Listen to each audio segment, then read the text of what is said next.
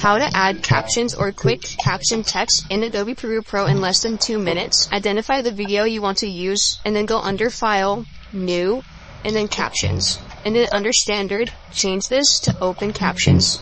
Click OK, double tap it, and then drag it onto your timeline and then extend it. So when you click on it, right here you have under Captions, you can type in whatever you want.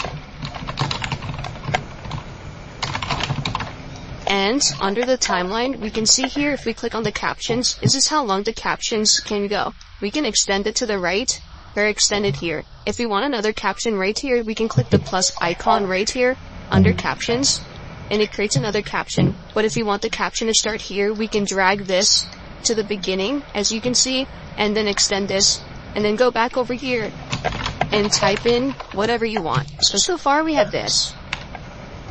Caption. There is a better way to do this. If you type T, you can add in a text and automatically this will not pop up. But if you go under Effects Control, you go under to Text and you have background. If I uncheck mark that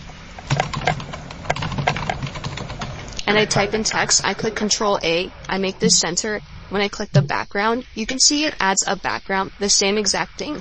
In order for make the text to come down, we go under here, this option right here. As you can see, if I drag it up, text goes up. If I drag it down, it goes down. And then if the background is way too large, we can make this smaller. Or to compensate, we can make the text bigger by going under here.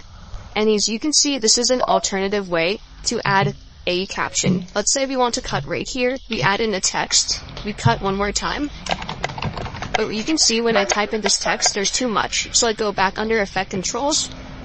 And then I make the text and I adjust it. And this is our closed caption, or this is the alternative.